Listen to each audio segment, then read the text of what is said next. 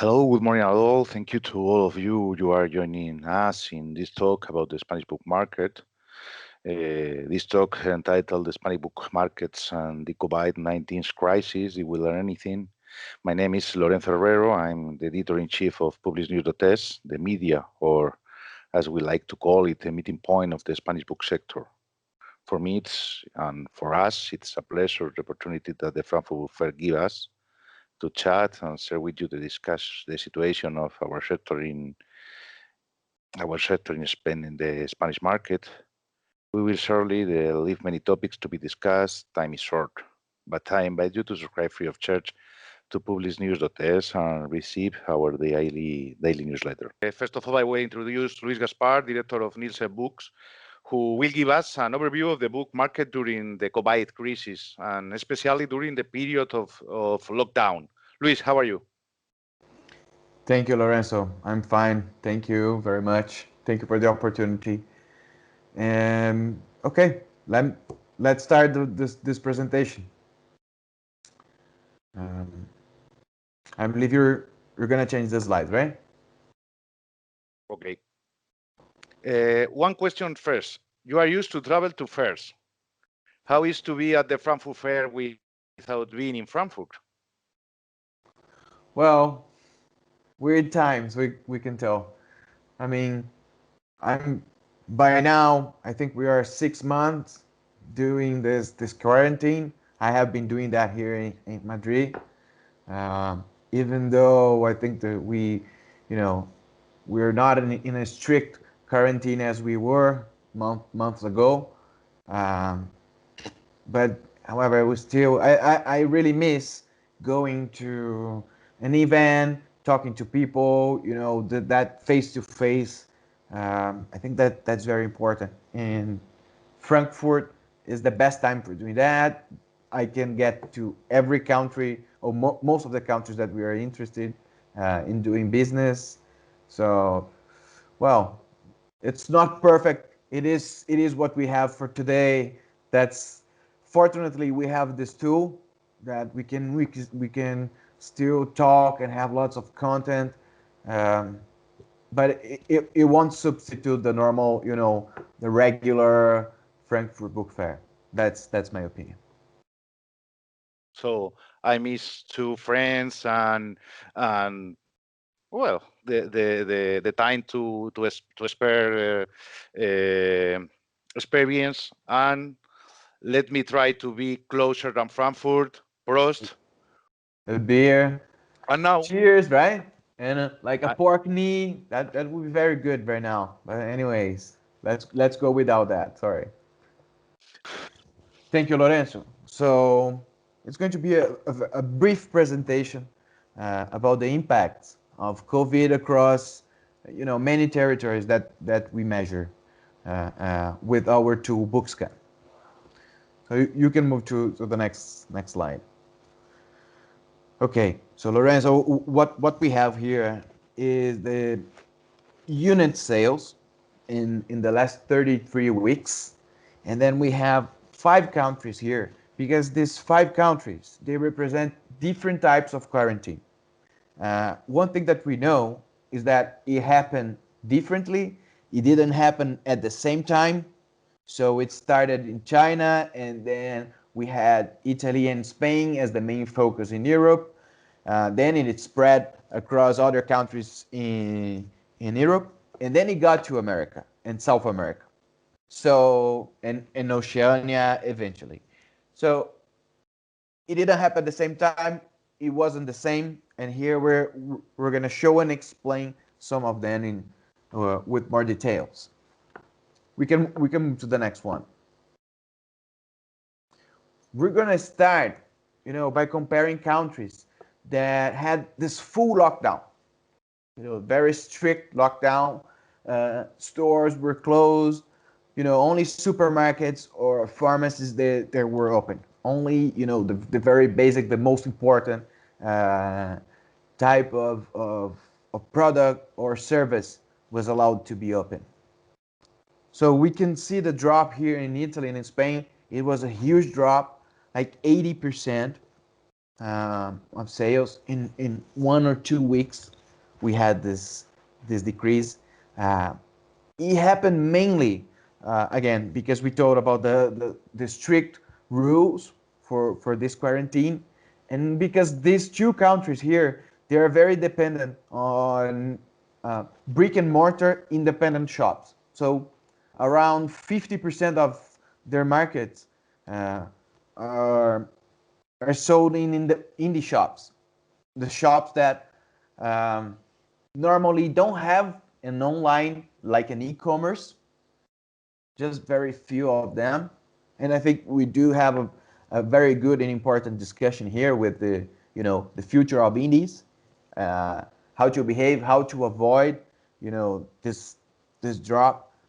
But the reality is that we're talking about the stores that they're physical stores, they're prepared for that reality. But still, they could work with online sales. On the other hand, well, we're showing Oceania, which uh, they had the COVID crisis in a completely different way. They behaved in a different way, again with a very strict lockdown. But they were not impact in the same way that Italy and Spain were. In Australia specifically, we can see here that, for example, in the week 13 or 14, people were expecting to have the quarantine, and the behavior there was that people started buying and stocking books. So different from most of the countries that I'm going to show here, Australia, they're growing. We're going to see that they're growing around 7%.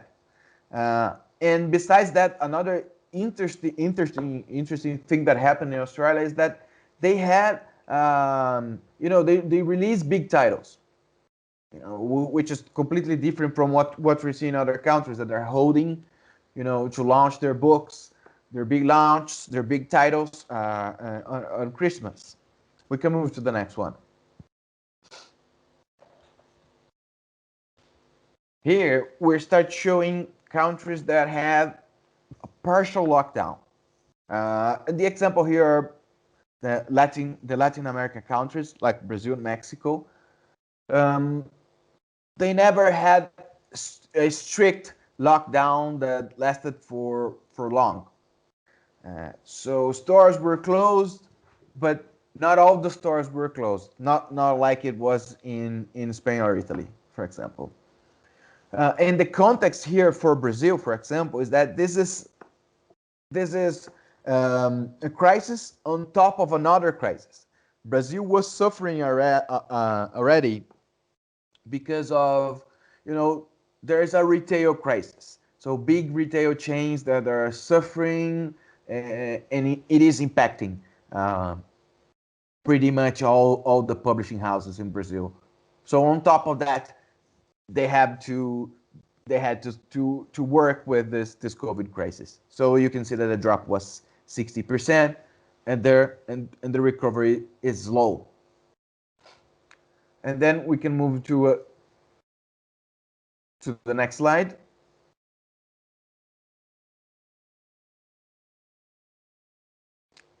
Lorenz, Yes. we can move to the next slide. Okay. Sorry. Here. And then to finish all the samples of countries that we were studying, we had here India and South Africa. They had, I think, the most strict quarantine and lockdown here, because all the stores were closed, and for books, not even online sales they were allowed. So you can see that the lines go to zero here pretty much for around 7 weeks, and that really happened because they were not even allowed to do the sales online. So a very strict measure here. This slide is a very interesting comparison, because we see what we saw in the last charts was that we saw recovery, but is it recovery comparing against last year? So we can see that most of the countries are still struggling. You know, the volumes here, as you can see, are below last year. We can move to the next slide. However, again, as we were showing in Oceania, things happen totally different, and they're growing. That's what we can see in the next slide, where we can see the overall impacts so far, right? So we can see that most of the countries are decreasing a lot. Mexico losing around 30%, Italy 26%, Spain 25%. And then on the other hand, on a completely different path, we have Australia growing 7.3%. You know, uh, in some cases, price can explain a little bit. So for Brazil and for Australia, especially for Australia, we can see that this minus around 2%, it has to do with promotions that they did, and that for them it worked as a leverage, you know. But for Brazil, it didn't work that way. And for India, there's a difference in the mix that of books that people were buying now. So they're buying a different profile of books that are more expensive, and that's what we can see here. On average, 11% more expensive. Yeah, we can move on. This table shows the percentage variation from comparing the year-to-date 2020 and 2019. And we can see that there's only three combinations of genres and countries that are growing. And overall, what we can say is that fiction, only in the case of Australia, it grew. However, on the other cases, we can tell that it decreased less than the other genres. So in the next slide, we can see the effect of that, which is in pretty much most of the countries that we're showing here. We see an increase in the importance of fiction titles, um, as well as children titles.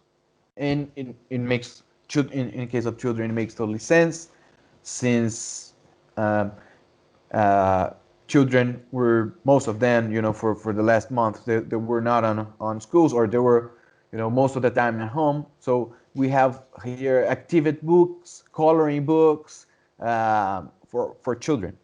Um, and on the other hand, we have adult fiction growing a lot, which is a very interesting movement as well.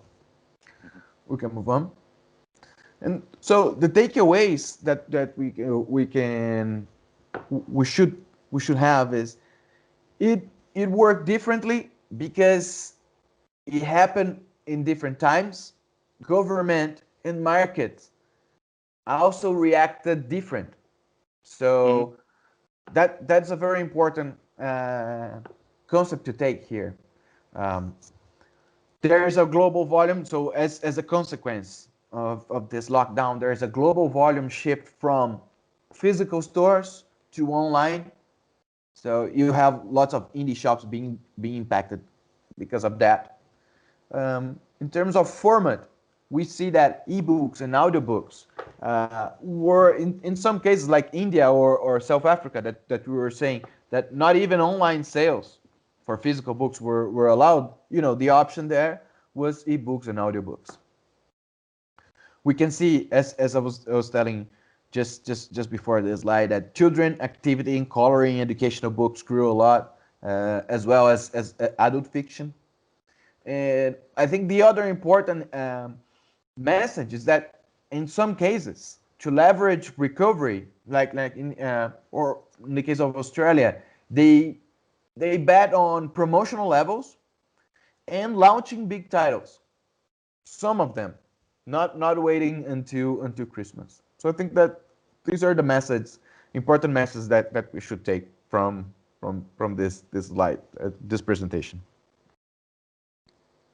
In Spain, independent bookstores were the ones that suffered the most during the lockdown. The weight of the independents and the big chain normally was at 50%. How has this changed? Well, it changed a lot, because as I was mentioning during the presentation, in Italy and in Spain. Um, all the physical stores they had to be closed. So in this context, what you have is the big chains. They're more prepared for this kind of situation where you have only the online option. So for indies, normally most of the indies they don't have.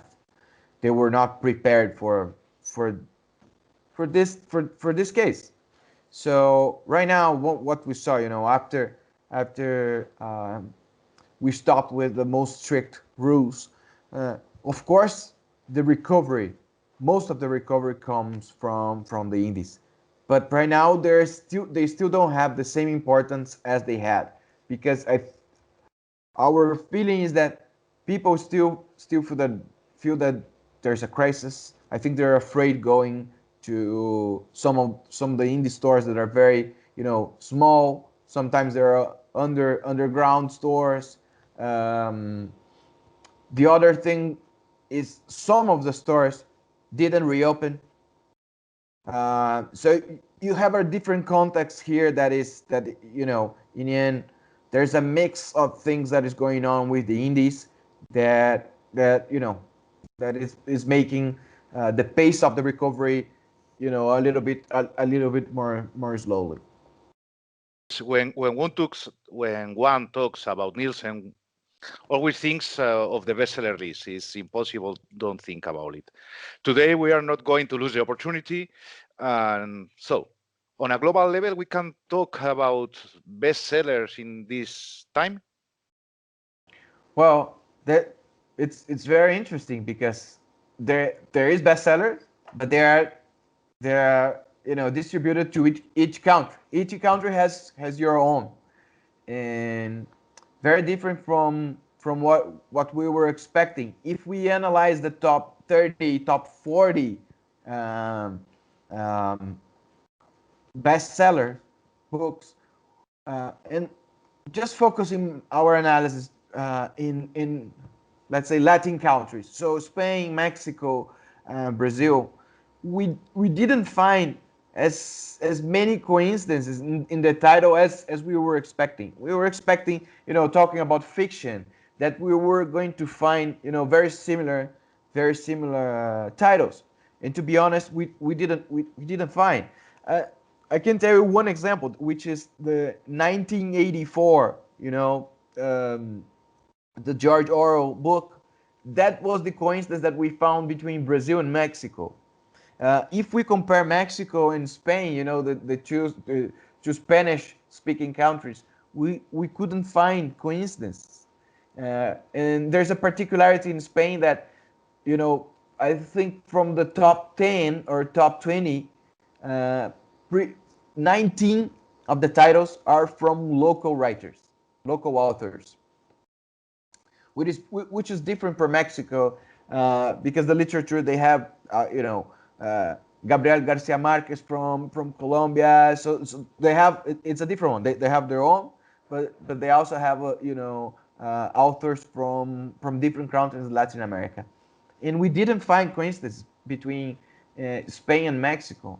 So maybe the common sense would say that maybe all the Spanish speaking countries, if you see the top 20, you're going to see they're pretty much the same. But that wasn't the reality that we found. On the other hand, for English speaking countries, there's you can find more coincidence. But anyways, this year 2020, we didn't have this huge global launch, that we could find in all the countries that we were measuring. That didn't have this year.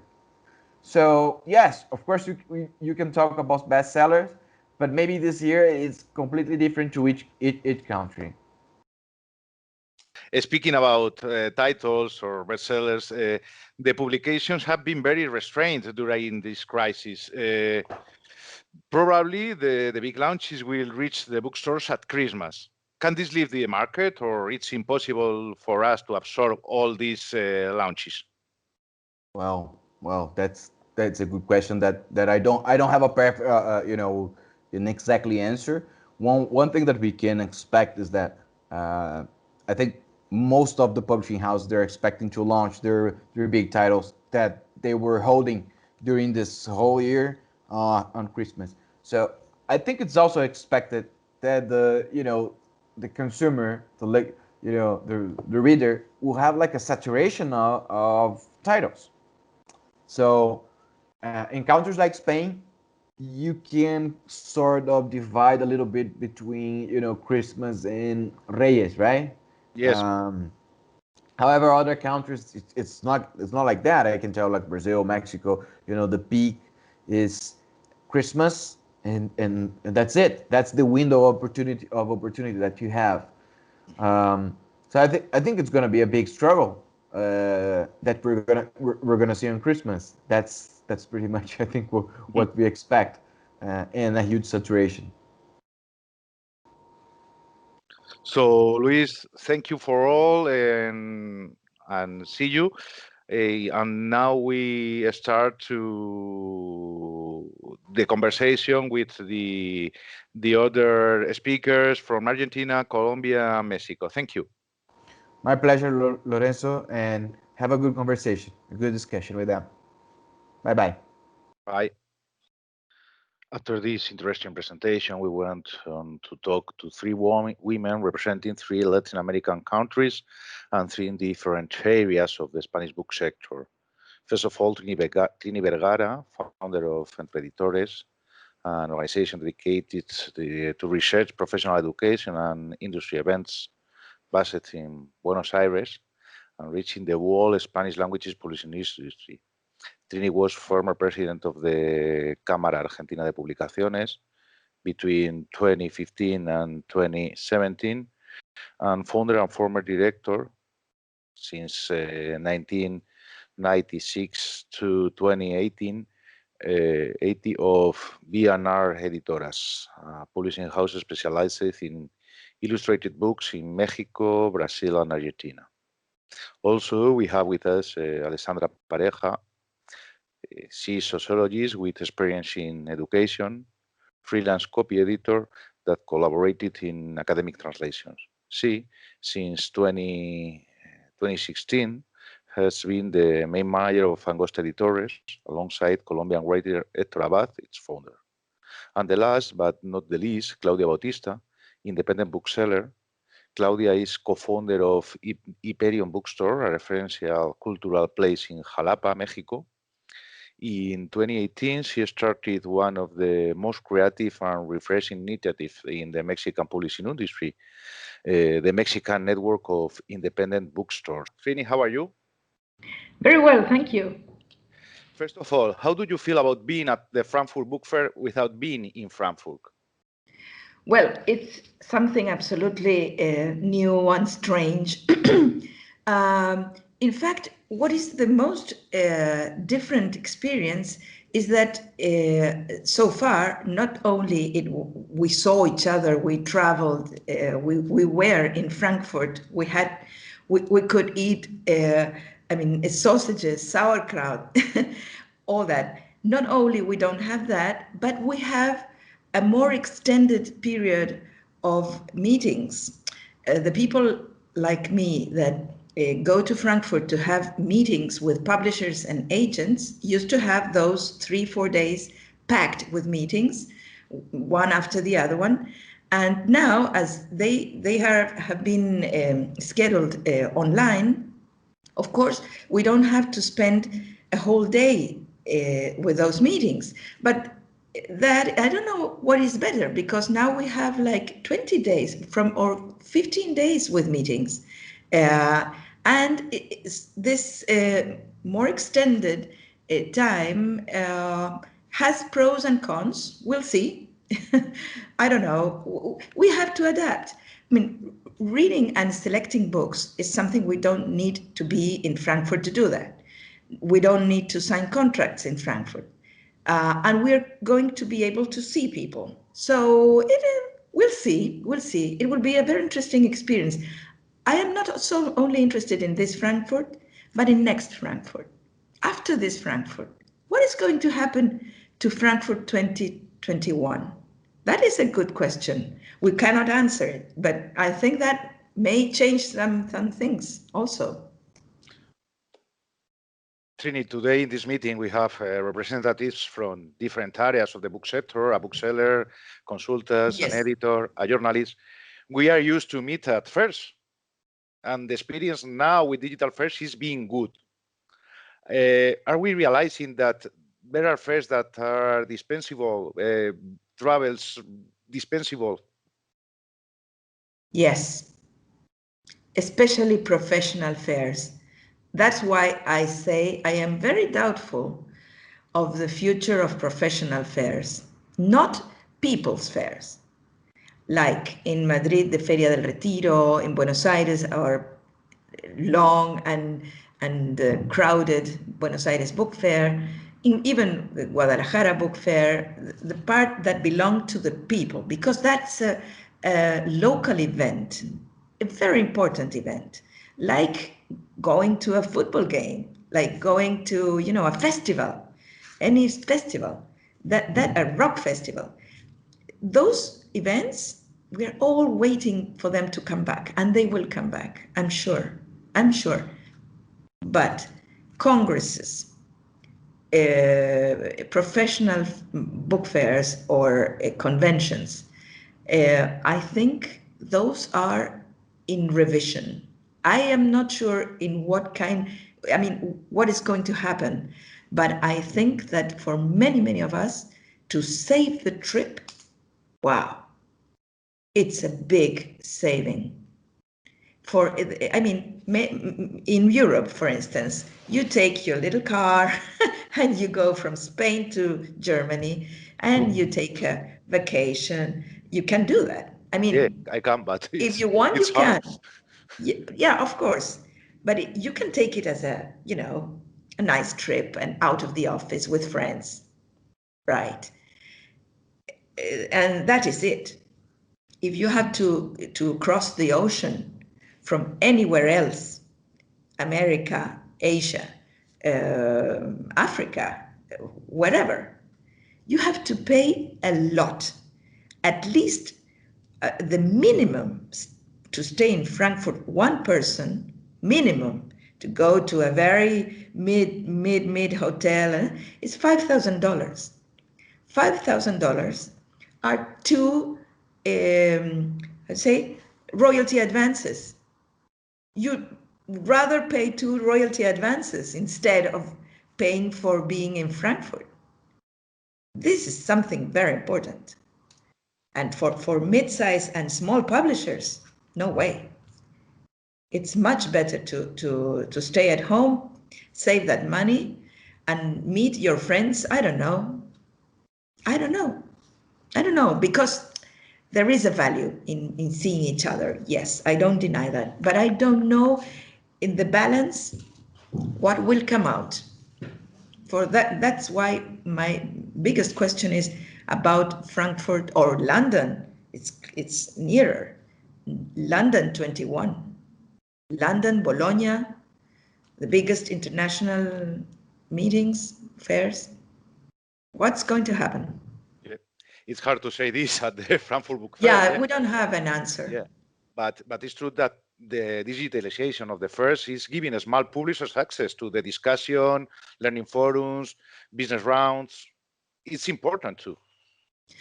For instance, young editors in teams of publishers that have a young person starting to work. Well, that person had to wait years before being sent to Frankfurt.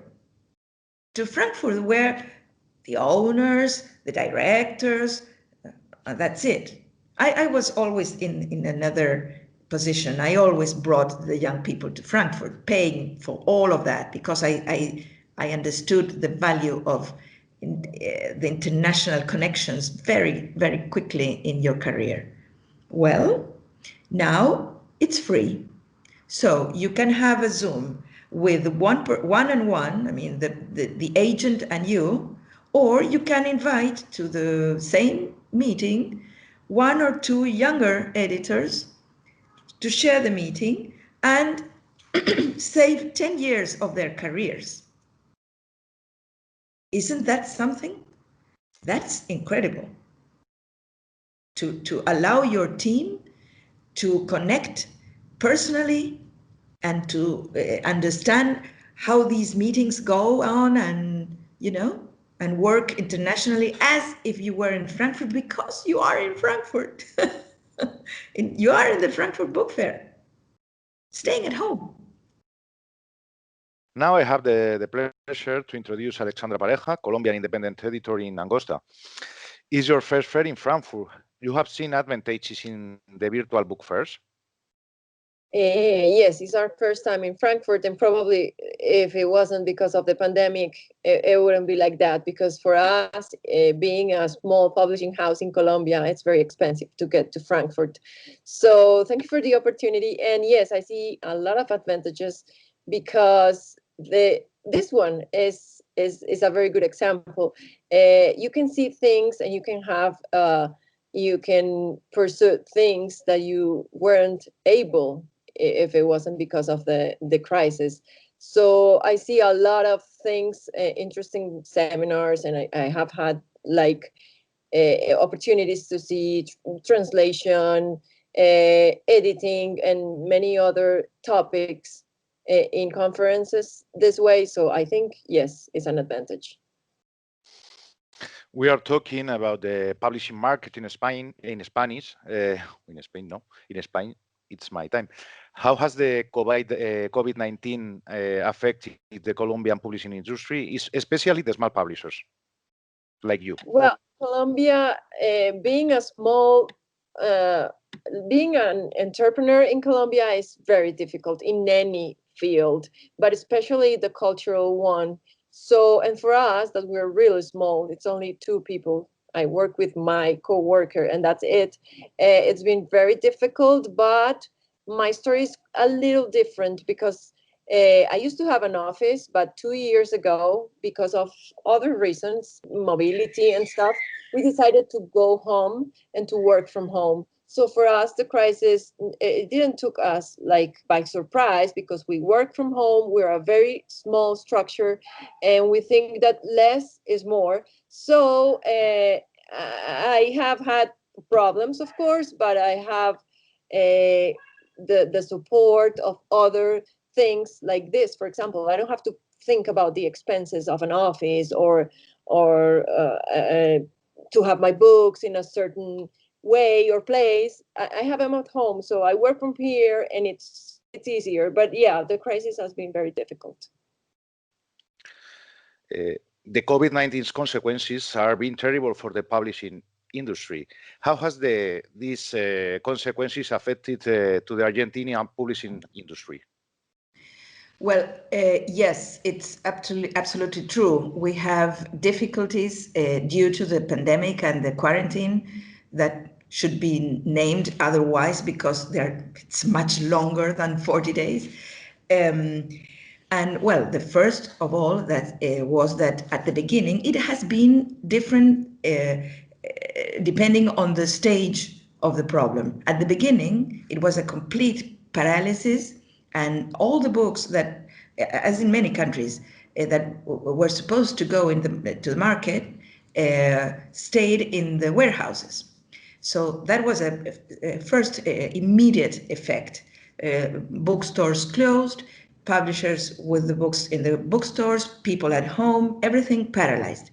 Then, after like 3-4 weeks in Argentina, bookstores were the first non-super essential stores that could open. I mean, apart from pharmacies and drugstores and groceries and supermarkets, bookstores were among a few other kind of goods that could sell in the stores.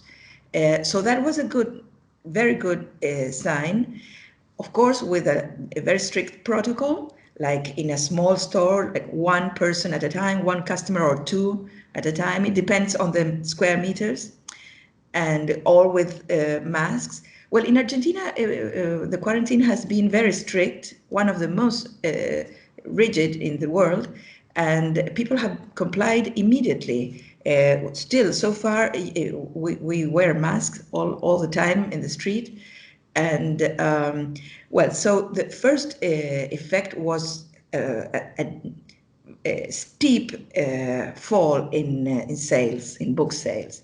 Then, first signs of, I don't know if recovery, but of new air, was the opening of bookstores and the people reading more. And looking for books, and the rise in the rise in e-commerce, in books bought online. You have to remember, in Argentina we don't have Amazon here, but we have Mercado Libre, which is a marketplace, an online marketplace, very, very big, where you can buy any book. And also the big bookstore chains enhanced and supported, and put a lot of energy in their online business. Also, the small bookstores, independent bookstores, brick and mortar bookstores, organize deliveries, like a delivery of a pizza in the neighborhood. That is very, very agile, and it works, and people are, using this method very, very, how to say, enthusiastically. And so books started to sell again. Even we had some bestsellers, important bestsellers in the year, that have sold a lot. And there is a statistics published today that says that 47% of the Argentinians are reading more during the quarantine. Among those, like 66% of those were already readers that are reading more, even more. But 12% of that number, of the total, 12% are new readers, which is a very good news for publishers and booksellers. So you have both.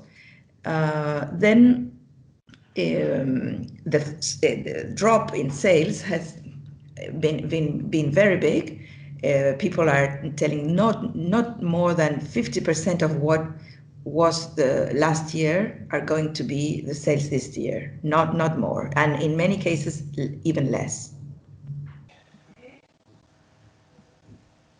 We have with us Claudia Bautista, president of RELI, network of independent bookstores in Mexico, a bookseller and co-founder on Hyperion. How are you, Claudia? Lorenzo, I'm fine, thank you. I'm very proud to be with you, and thank you for the invitation. First of all, we need to talk about the COVID crisis in Mexico and the consequences in bookstores. A few months ago, an independent bookseller made a very interesting comparison. He said that if the virus enters a healthy body, it probably will cause different symptoms. But it is very likely that passing a few days, the person will recover completely. When the virus enters a fragile body, the recovery will be slow, and the lethality of the virus will be increased by previous diseases. That happened with independent bookstore, which already had a set of conditions that threatened their survival. The effects have been very serious because some of them have closed temporarily or permanently, and the others survive dragging debts with cuts in personnel and with a generalized drop in sales. The other actors in the publishing Mexican chain have suffered an abrupt drop in sales too, and the rate of recovery have been very different. I think that independent bookstores and independent publishing houses have been the actors that have suffered the crisis more.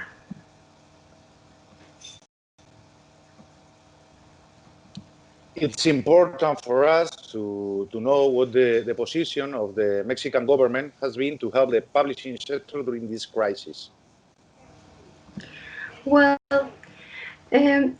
generic measures have been offered to grant credits for small and micro business, and some booksellers have accessed that support. At federal level, a digital seminar for booksellers was organized in order to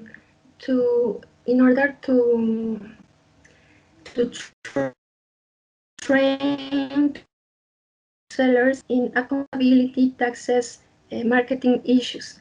At municipal level, some governments have offered support, have offered credits for cultural spaces in general, for example, clubs, restaurants, cafes, theaters, and some booksellers have applied for the programs, but nowadays there isn't a specific support program for bookstores. Institutionally, have you had any support in this crisis? Have measures been taken to alleviate the effects of the crisis in our sector? Unfortunately, the government here tends to help other things, or we have other priorities in our country, as you may know. But yeah, they tried, and they at the beginning, April, May, they started with they opened some opportunities, but they are quite strange. For example, there's one that wants to incentivize people or companies to support cultural entrepreneurs, and they will have, if they do it, they will have less taxes. They will have like a reduction of the taxes, but that's difficult because you have to find them. You have to go to a company and like show them what you do to see if they want to support you. So yes, the government has offered things. They are not very easy to approach, but yeah, they have done something. At least they have done something, but this is not like the way the first world works. Here everything is quite difficult. So for us, it hasn't been like we haven't had like the support of the government, to be honest. Sí. Could the Argentine book sector or the publishing sector in Argentina be prepared for the crisis? Before, you mean if we were prepared for this?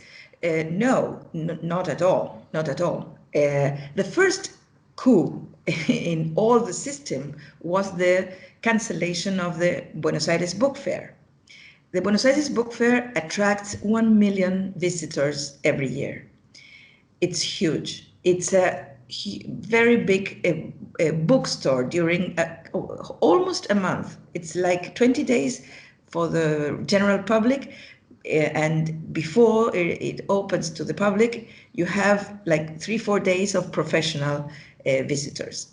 That was cancelled, and it represented also a drop in not just in sales to the public, but in sales to foreign distributors that come to Buenos Aires from all the region, from Peru, Bolivia, Colombia, Central America, Mexico, Chile, Uruguay, all the countries that come to Buenos Aires to buy books. as a whole. I mean, as distributors, not as retail, and also that was cancelled. So it was a very strong coup at the beginning. So we were not prepared. I think that I couldn't imagine if anyone was prepared for this. It forces you to use all your resources of imagination, of adaptation capability, of resilience, of I don't know, all your personal resources, corporate resources, and of course we were hoping and waiting for official help, and some existed, not much, but we had some. We are still living this crisis, but how will the Argentine book market can come out of this situation? I think that any crisis, like we all know, gives us opportunities to improve. It depends on who are you in the middle of the book chain. For instance, for big publishers or medium-sized publishers with offices and many people, this is going to force probably a downsizing of their companies, and a revision, a very profound revision of the way we work. Already, I know that, for instance, Penguin Random House Argentina knows that the mixture of home office and going to the office, the combination will stay forever. This is a big change, and I think it's an improvement, and especially in the case of women. Women used to have to ask for special permissions to go to the school because my little kid has a special event, to stay at home because he or she is ill. I understand that fathers as well, but let's be honest, this is more a women's problem still, and in middle ages and up, no doubt. And to announce that you are pregnant, it was a complete stress that day for the woman. Well, all these situations that the laws are updating, and we are all more open and understand that we cannot discriminate women, but in the real world it did exist. Well, now this is more equalitarian. I mean, the quarantine is absolutely egalitarian. We are all the same, facing the same problem or situation or anything. So that's an improvement, general. Then for the book industry in particular, I think that some prejudices that we had, like not having decided to sell directly to our readers, that was something that many publishers still had the feeling that was dishonest with the bookseller, or something that wouldn't give you sales, or it was too complicated. I don't know, a lot of reasons why not to do it. Well, I think that this pandemic and quarantine has erased all those reasons in a minute. We're not going back. I am sure that all publishers will have their own way of selling directly to readers after the pandemic. I'm sure. It is not. There is nothing to explain why you shouldn't have that. If you don't, it's just a matter of time. It's just a matter of time. The managers that can be after you will do it. So, and if you're starting a publishing house, or you are in the middle of a transformation with more reason, more obviously.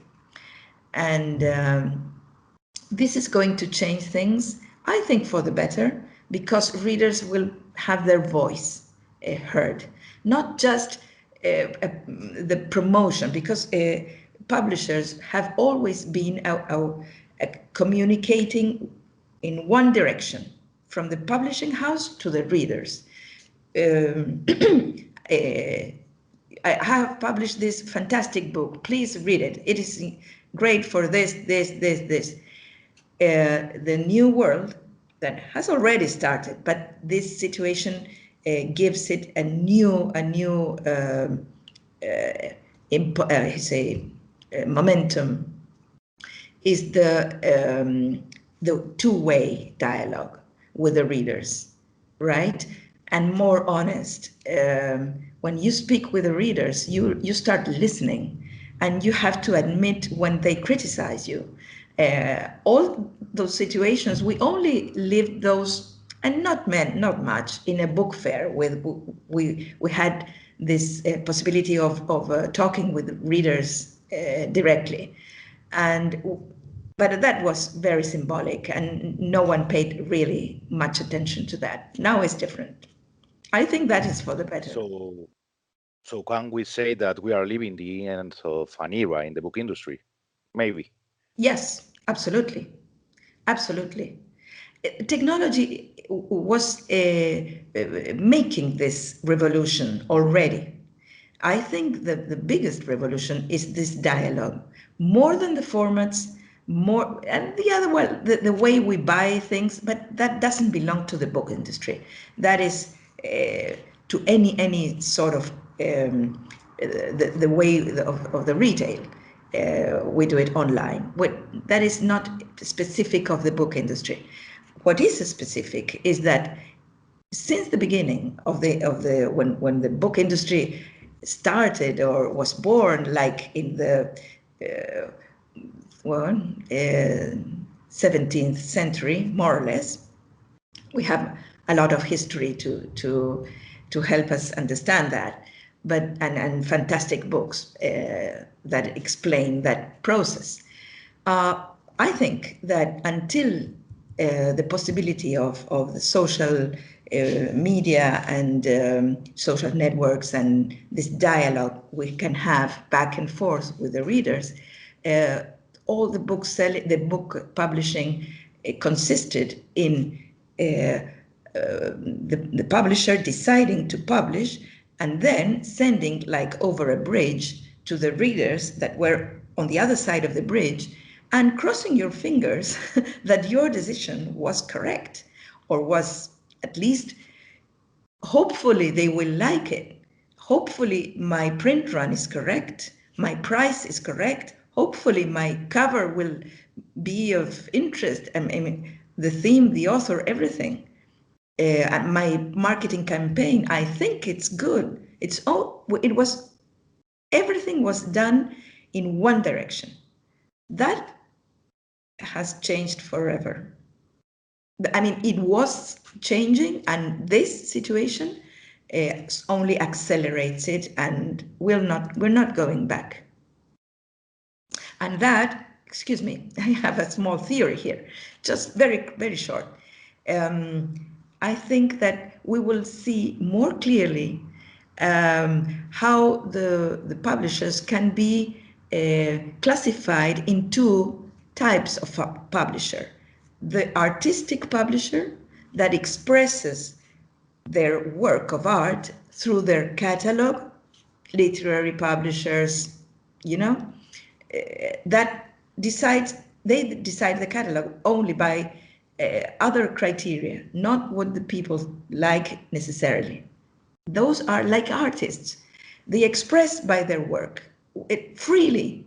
They don't have any condition, okay?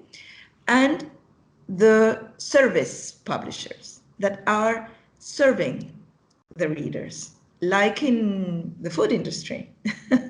Like if you had a restaurant, you would say, well, I am at your service, and trying to please your customers, trying to remember your name and your birthday date, and trying to, to give you a best possible service.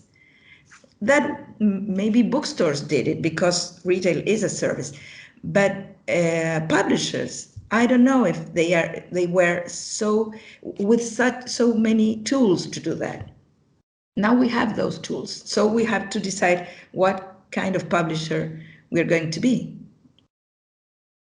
Has there been any relevant private initiative to try to solve the effects of the crisis in the Colombian publishing sector?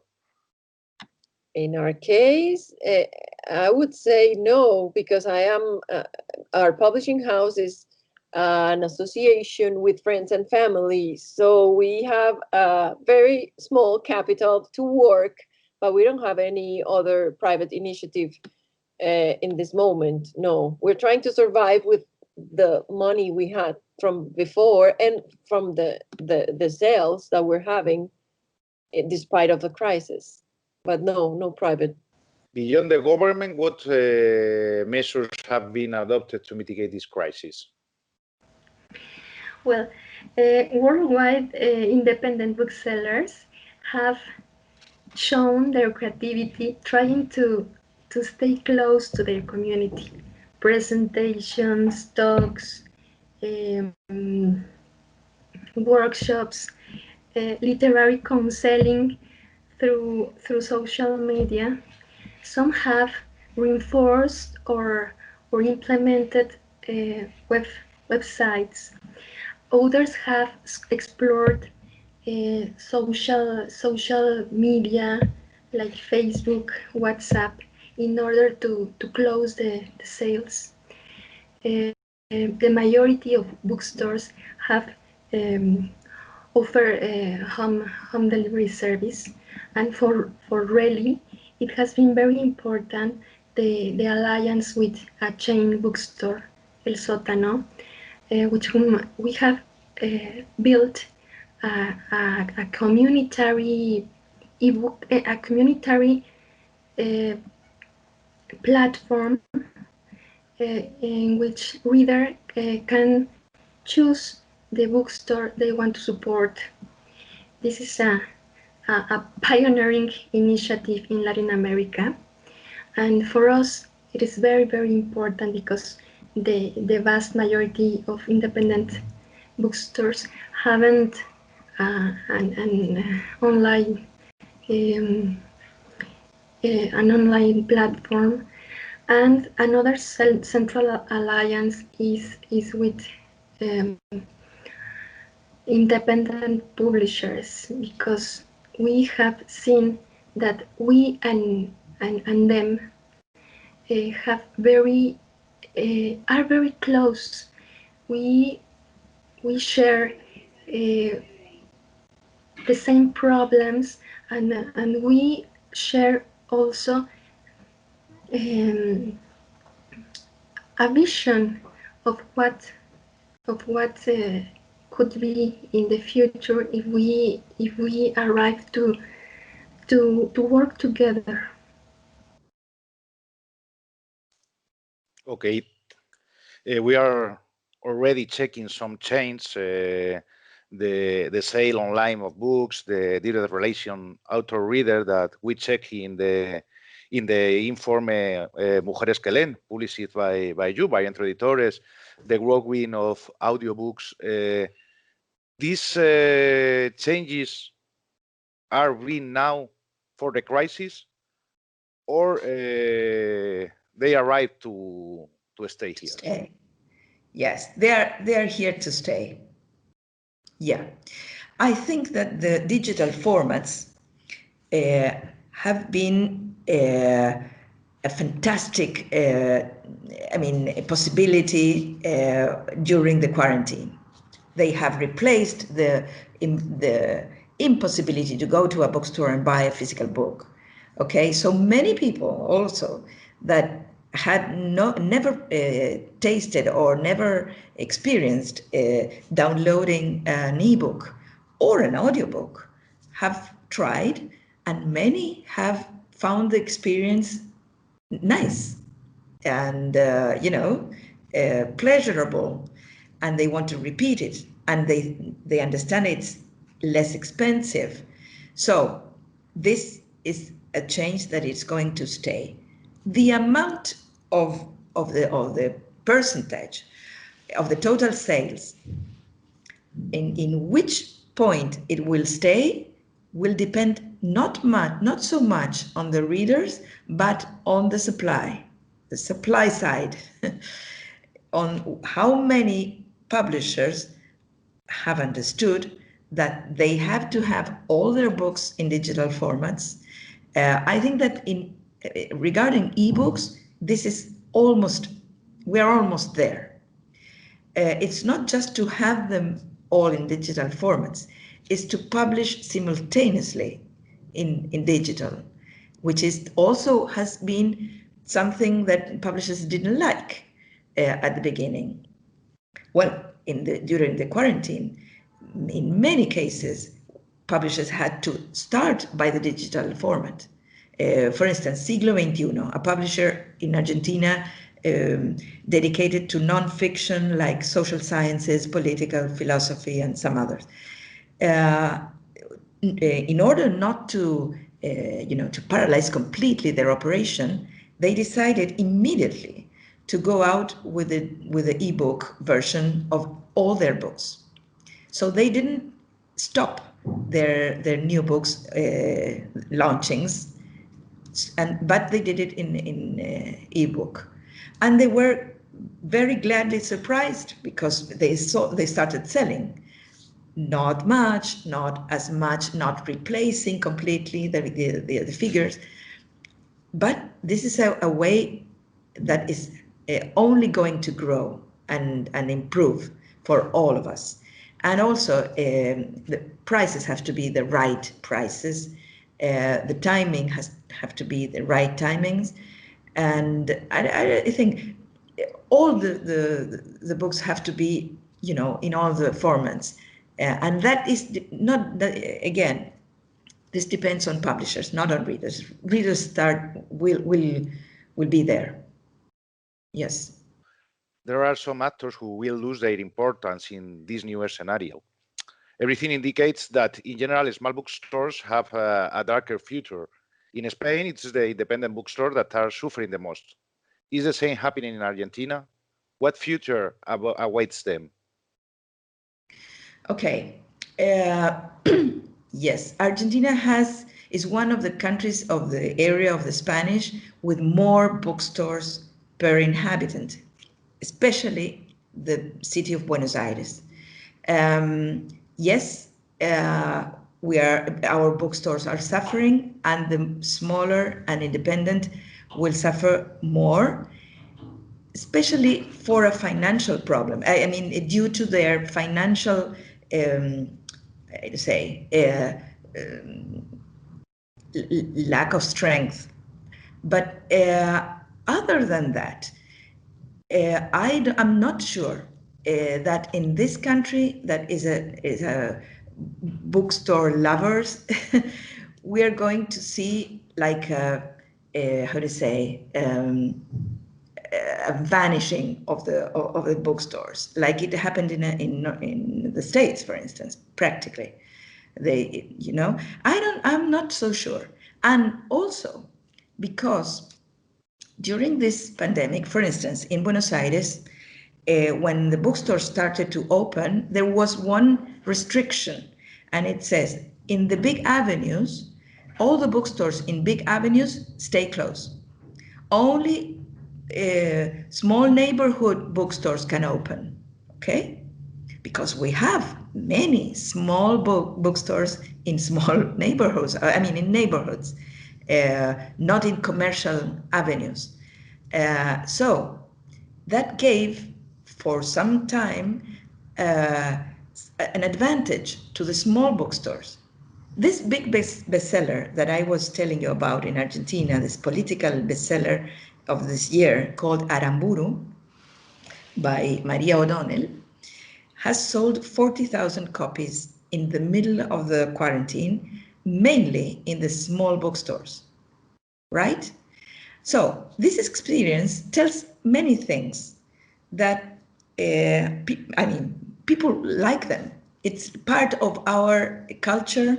We're going to support them, readers and people in Buenos Aires. In the rest of the country, it is different because we don't have so many, and I think that will be the territory of the online bookstores mainly. That it's going to improve the lack of sales in places like Patagonia, the north of Argentina, where are many readers, many, that don't have where to buy books. So you have these different scenarios.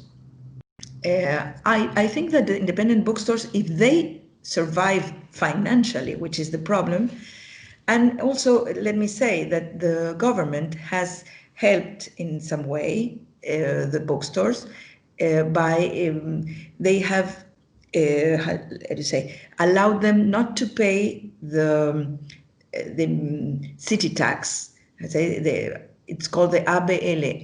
It's the city tax, right, for 6 months.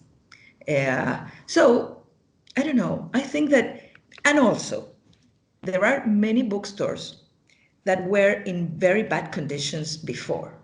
Well, come on. If they were in very bad conditions, I don't know, they would, their destiny or their fate was already signed.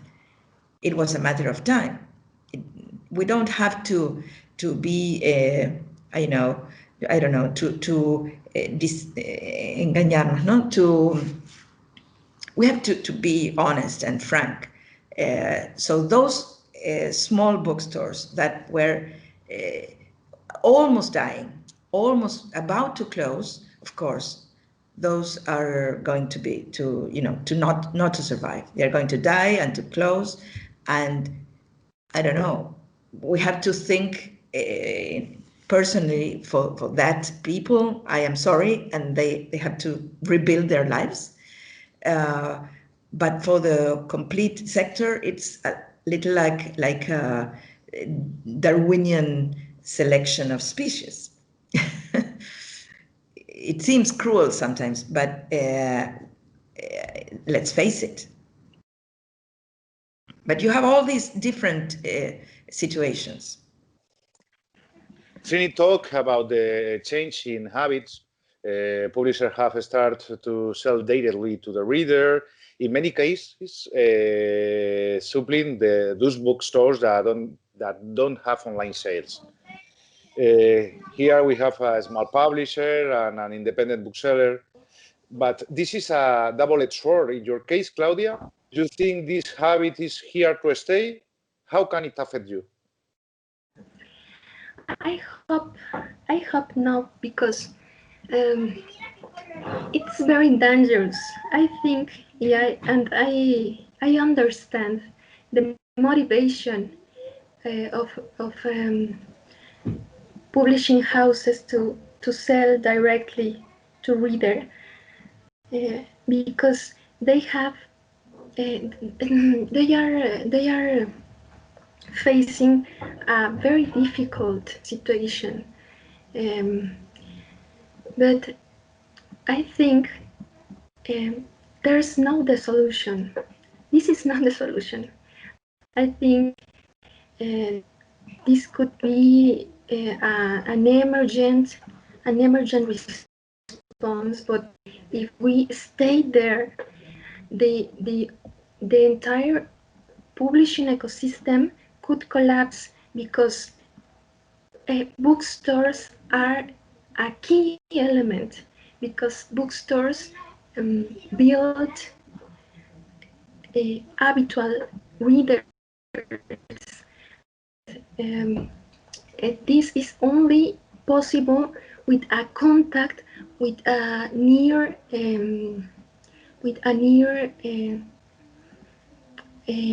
contact with a mentor that could be a bookseller.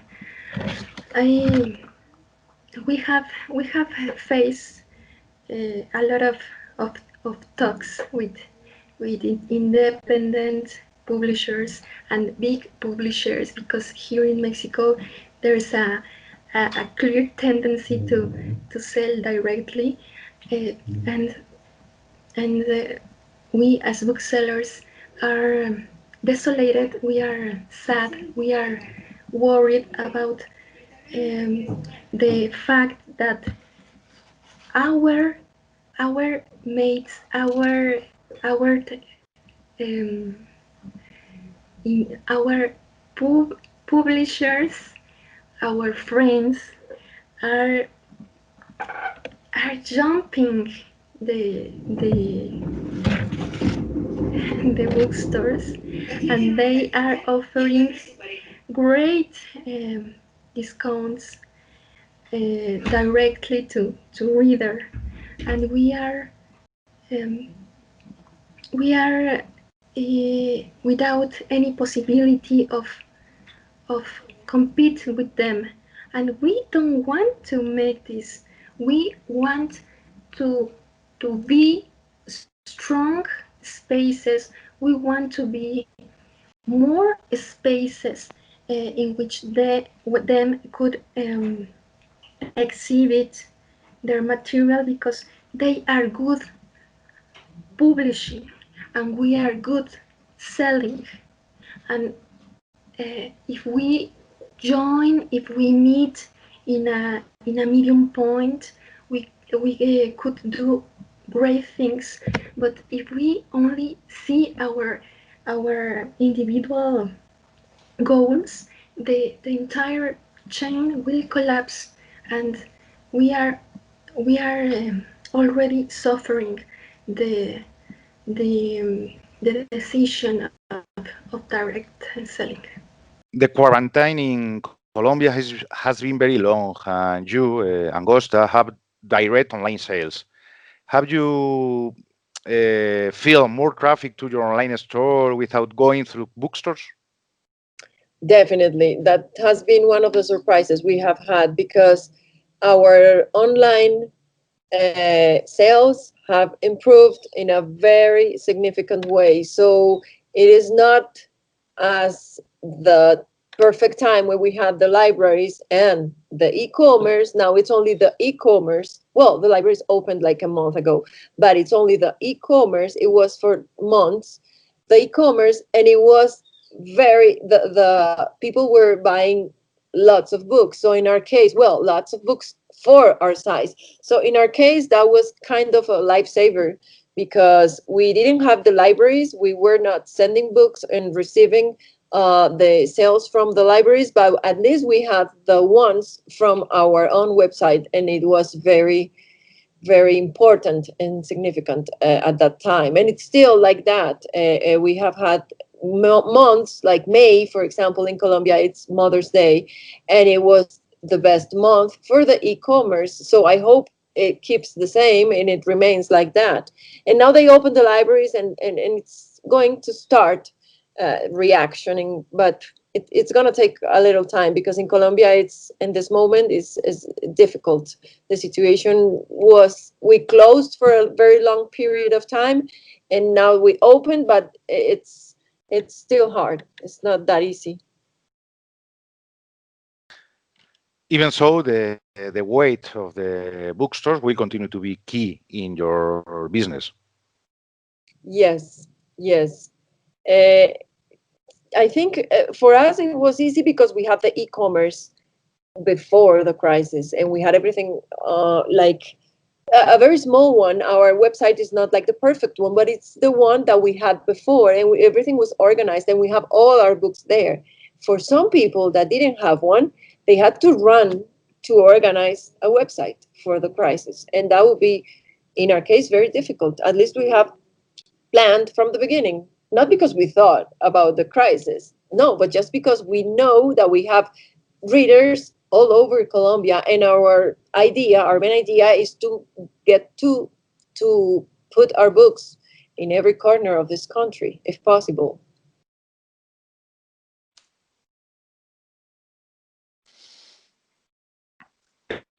But we cannot forget that we are talking about an independent publishing house, not a bestseller factory or a big publishing house. How have you made your books now during this time?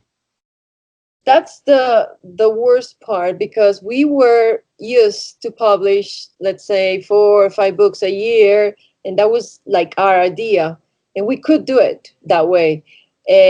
That's the shame, that's the pity now, because we only next week we're going to have our first book, our the book that we had for April, that was Bogota Filbo, the fair.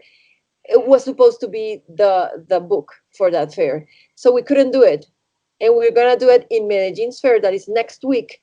I don't know, 10 years from the beginning of the year, 10 months, I'm sorry, 10 months from the beginning of the year. So it's gonna be it's gonna take a slow like pace. We have to, that's what we thought. We are going to do less books, unfortunately, less books, but we're going to keep our catalog, and we're going to take our time, because publishing a new book is very expensive for us in this moment, and we cannot balance the income that represents less sales on the libraries. So we have to take it slowly. In your opinion, what changes have come to stay, and how will they affect your work as an editor and a publisher? I think what I mentioned before, we were at first, long time ago, 4 years ago, when we started, we received lots of manuscripts from people, and then we decided 2 years ago, because at that time we received lots of them, so we couldn't read them, and that was not the idea. Then 2 years ago, we decided only to receive some works that were referred to us by teachers, journalists, or writers, people from the media. And now we think we're going to publish something that is very impossible to reject. We're not going to take into account, and we have lots of people writing, can I send you my manuscript? Are you reading? And I think it's the crisis. Some people are sending lots. I receive manuscripts all day long, and I'm like, no, I'm sorry. We're in a crisis. And that's going to be a big change. We're going to be very strict in receiving manuscripts, because we cannot do it, and we don't feel like playing with their feelings, like telling them, okay, yes, I'm going to read it. No, we prefer to be very conscient of the situation, of our possibilities, and tell people no, and we're only going to publish the book that we think it's impossible to reject. That's going to be our philosophy from now on, because of the crisis. And it's, in a way, we think it's the lifesaver to cross the river if we want to survive, and we want to survive. But it's going to be the sacrifice we will have to do. Historically, have had the big publisher have had advantage in approaching to the reader. This situation changed in the pandemic. Yes, those advantages of big publishers and big publishing groups, um, namely the concentration of the market, the consolidation, as it is said, no, has mean an advantage in all the process of the book. Better prices with the printer, because they publish so much that they get better prices with the printer. Better conditions with the stores, because as they sell so much, they have prominence in exhibiting their books. As they sell so much, they have bigger budgets for marketing, and so they can have like books all over the place with the advertising, paid places in the bookstores. They can pay bigger advances to authors, because they have much more money, blah blah blah, and so on. Okay, I think that this pandemic and crisis and quarantine that has changed the rules of the game so quickly, and one of the consequences is going to be, because we are already experiencing that those differences between big publishers and small publishers are erased in a way. They're not so big now, the differences. They're more equal because we always say customer is king, but we don't really experience that much. Now, yes, they have the last word, and they're not buying books so much in bookstores now, and online the online marketing is much more democratic, much more equal. Investing in an advertising campaign, in a social media ad, like Facebook ads, Google ads, those are budgets quite affordable for small ones still yet now. So you don't have that much difference. The visibility of your book, if you are a good publisher, a small but very updated, that you put very good metadata in your books, that you keep those metadata say up to date, and you use all the digital marketing tools available, and you research, and you know that you are always in the verge of what can be done to promote the books, and you are in the digital formats, and you do all that, you have a lot gained, and the advantage of the big ones doesn't bother you. You can listen, you can publish in another language without leaving your house. That was completely out of our possibilities. I have a Danish friend, a publisher in Denmark, that is starting a complete line of ebooks and audiobooks in Spanish. We can do the same. We can do it. I mean, Spanish is a big language, but I mean, technically we can do it. I'm not recommending it to do it, but it blurs the difference between big and small. It blurs because small ones can be innovative, up to date, free of prejudices, agile. They don't have big structures to pay, big offices closed, and many people to pay, even if they're not working. We have, I say we, because I may be a small publisher in the near future. I think that it's a wonderful thing that the consolidation of the market is not so unfair. Trini told us she saw how the difference between the big publishers and the small ones had become vanished in this crisis. How do you feel about it? Well, in our country, in our situation, it has been very popular with this crisis to feel the empathy that now everybody's talking about, and to support the local creators in all fields. So for us, it has been an advantage to see people recommending our books, and the social media showing our authors. We're being invited to things and to talk to people that we never saw before. So I think the crisis has improved the human side of people, so they see the face that you don't see when you have a book. In that order, you can have more opportunities, you can be more visible, you can go to the places where they want you to go, that in our case, readers are responding to support a local publishing house like ours, local writers like ours. So it has been a very important and representative force, even though the situation we know is not the perfect one.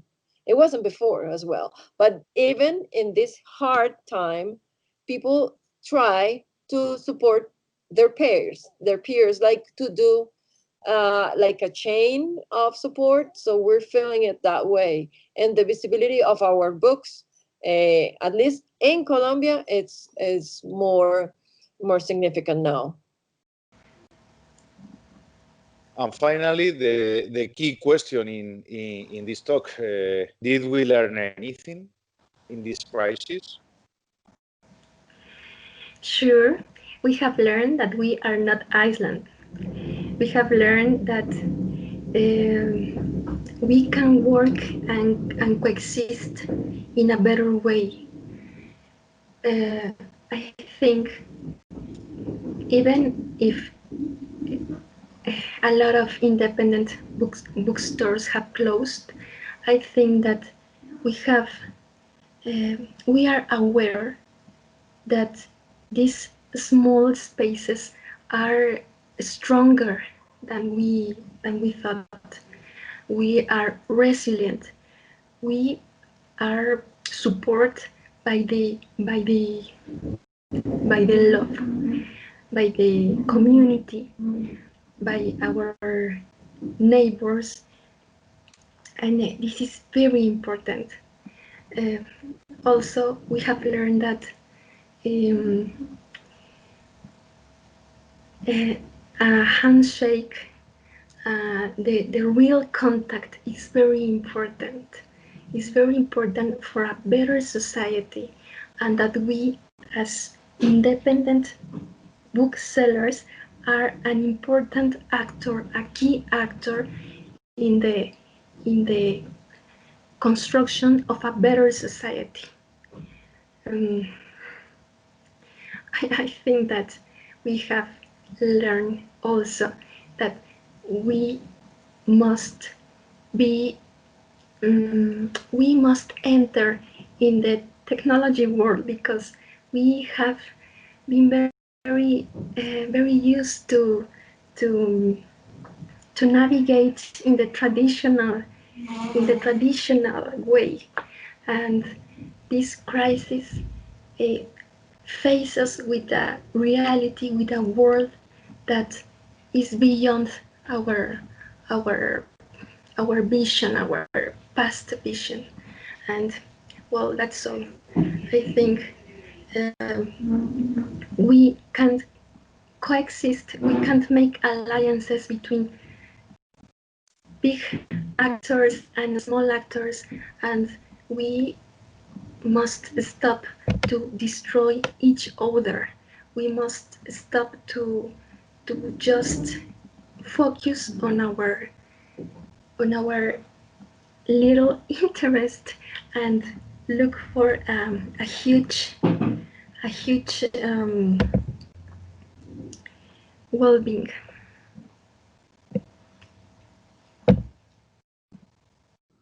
So Trini, now 3 last questions and imprescindible questions. Are we learning anything from this crisis? What lessons are we taking away? And what are the challenges ahead? Okay.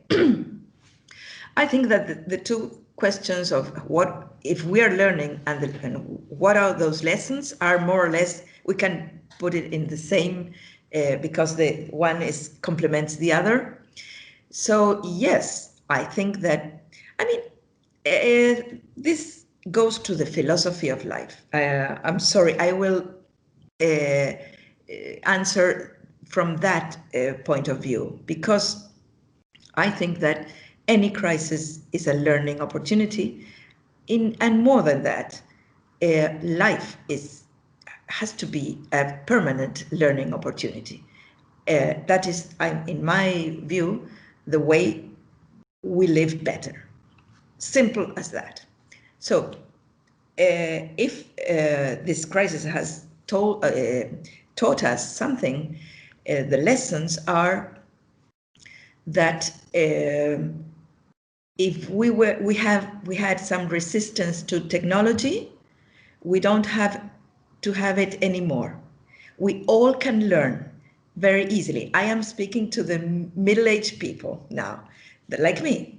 I'm 60, and I was in social media very little. I used all these tools I also didn't read much ebooks.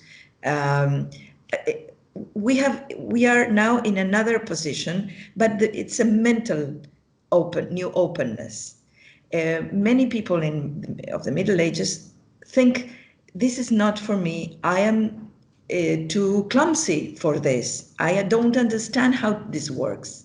Well, this situation has forced all of us to learn immediately. And we understood how easy those things are. So this is something important because it's a mind-opening force, mind-opening that I hope will stay. This is a lesson that we never have to say, I cannot, I don't understand how that, never again.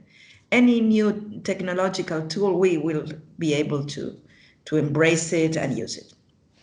That's something. The other thing is that structures, meaning offices, and sometimes too many people, we will be able to replace offices by a mixture of home and office, and we will have probably smaller offices that are going to be used by the same office by different people in turns, in shifts. So I think that's another very good lesson, that publishing houses can have a very, smaller structure in terms of people and offices. People, this is a tricky part, but I think this is an industry of talents. You need talented people, but you don't need people that can be doing things that can be automatically resolved. This is, again, this was happening before. We have all systems of accounting, for instance, of back office functions that can be replaced by programming and softwares.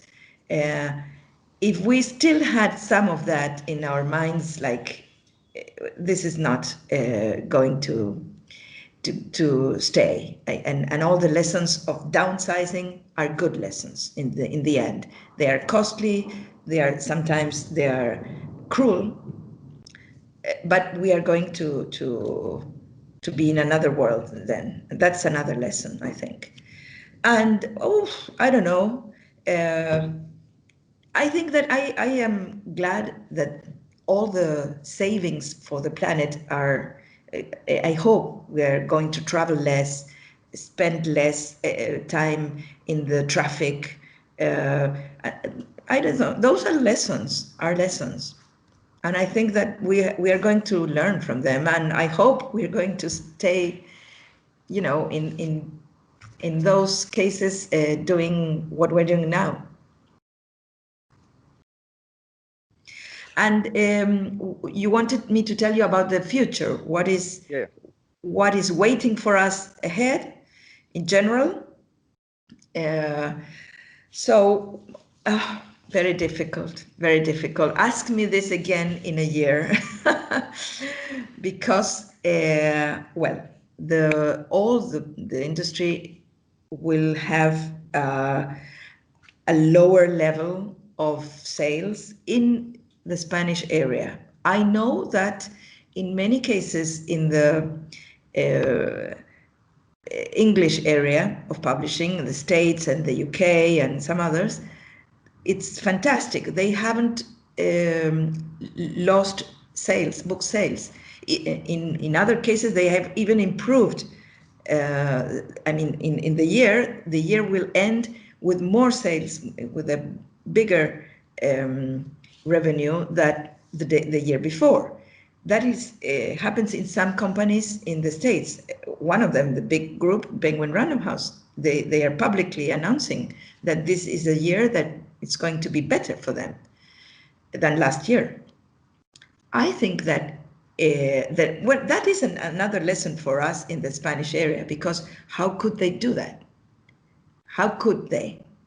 And I think that one of the big answers is they had an online selling system already in place, strong, that could respond immediately to the closing of bookstores, of brick and mortar bookstores. And, that is one big answer. So what is waiting ahead in the Spanish area?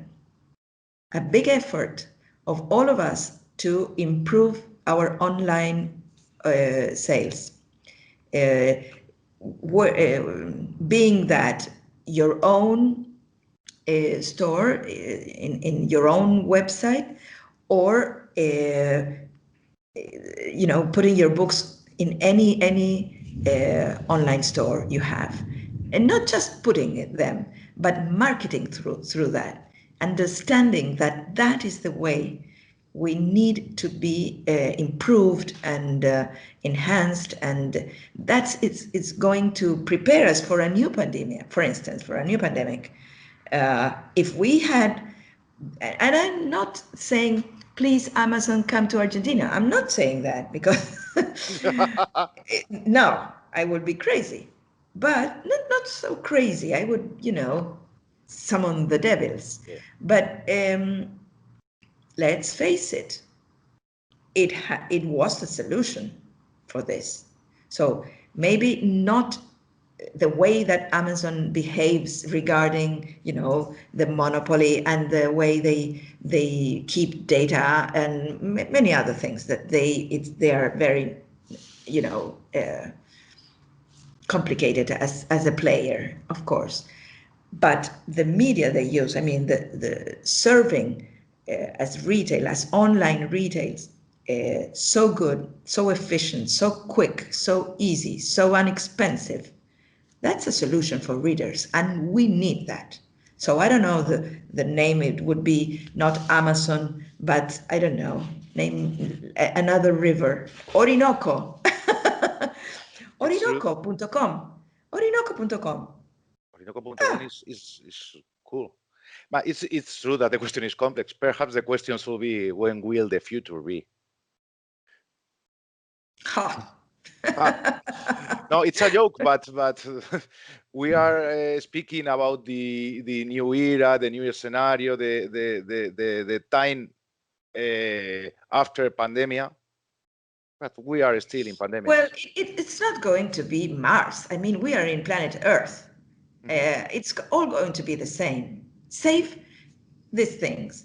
More technology, more online shopping. For instance, I don't think a lot, I am not a believer of the algorithmic or the artificial intelligence writing, replacing creativity, authors. No way. I don't believe that. And that is the core of our business. An author writing in the solitude of his room. That is the core. And that's not going to change. His or her imagination of stories, or researching some subject or matter that is going to produce a very good book for all of us, all over the world, or in the small place they live. I don't know, it doesn't matter. That is not going to change. And I'm fortunately, that's not going to change. I don't believe in algorithmic writing or in the artificial intelligence creativity. No way. No. And finally, remember the title of this conference or this conversation. Did we learn anything about this crisis? Yes, I think a lot.